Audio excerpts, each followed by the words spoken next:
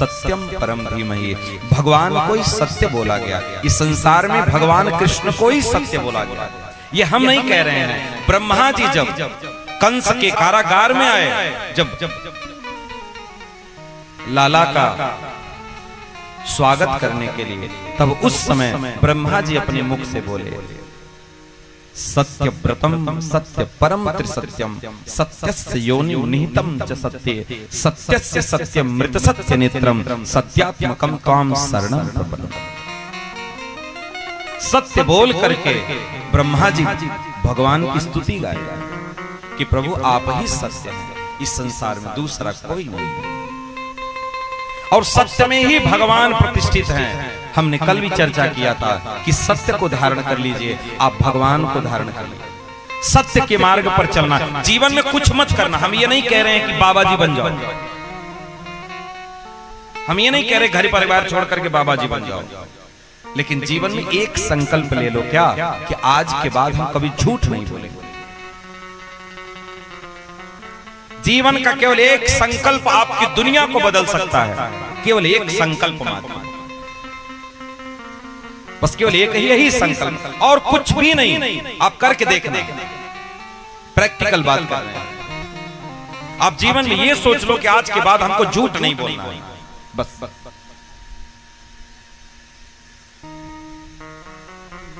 बहुत जल्दी आपका हृदय पवित्र हो जाएगा, बहुत जल्दी। इसलिए सत्य केवल भगवान है, दूसरा कोई नहीं। ब्रह्मा आदि तक का भी प्रलय हो जाता है, सब चले जाते हैं। ब्रह्मा का भी नाश होता है, इंद्र का भी पतन होता है। जैसे बलि महाराज सुतल लोक में इंतजार कर रहे हैं कि कब ये पंचवर्षी बीते और अगली पंचवर्षी में हम हावी हो जाए, बैठ के इंतजार कर रहे हैं वो सुतल लोक में। और ऐसे जगह बैठे हैं वहां जहां पे केवल भोग ही भोग है, तपस्या का क्या फल है।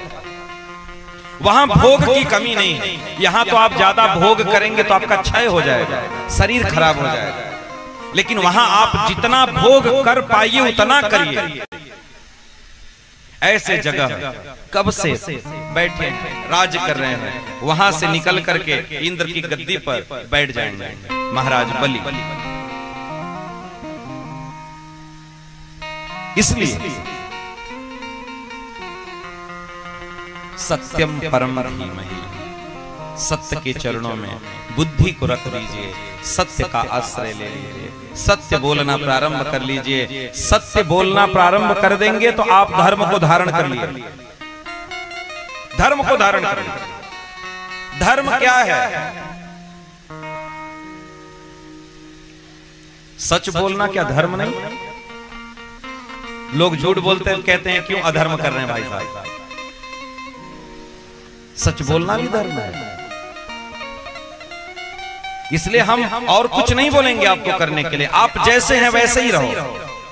बस एक बात ध्यान रखो कि आज के बाद संकल्प ले लो, हम झूठ नहीं बोलेंगे बस। और जानना, झूठ बोलते बोलते व्यक्ति अपने आप अधर्मी हो जाता है। झूठ बोलते बोलते अपने आप वो कब अधर्मी बन जाएगा उसको पता नहीं चलेगा। धर्म प्रोज्झित कैतवोत्र परमो निर्मत्सराणाम सता, धर्म प्रोज्झित कैतवोत्र परम, जो ये कपट रूपी धर्म है उसका त्याग करके भागवत धर्म का आश्रय लेना चाहिए। अब बोलेंगे कपट धर्म क्या है? कपट धर्म वही है जिसमें अपना स्वार्थ छिपा हुआ है। सुबह उठ करके स्नान करके अगर भगवान सूर्य को अगर एक लोटा जल भी चढ़ा रहे हैं, हे नाथ हमारे बाल बच्चों को ठीक रखें, एक लोटा जल क्या चढ़ाए, वो पूरे खानदान के लिए आशीर्वाद मांगे।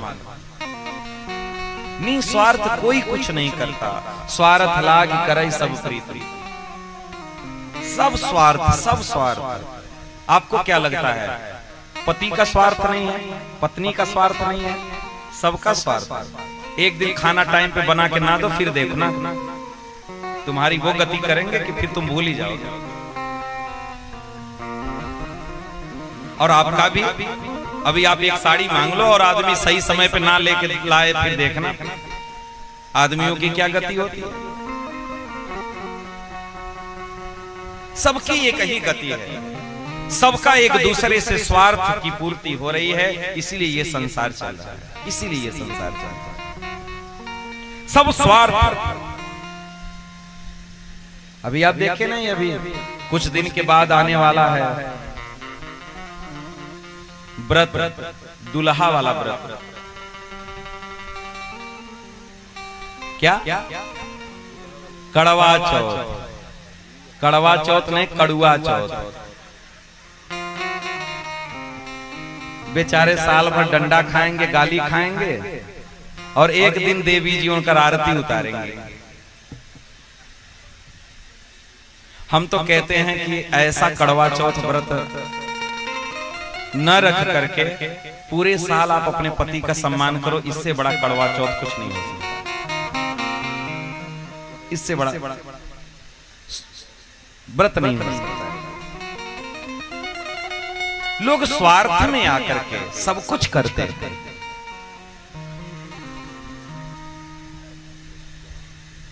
पत्नी भी जब कड़वा चौथ को आरती उतारती होगी पति का, तो पति सोचता होगा कि काहे हमको जिंदा रख रही हो, गाली देने के लिए।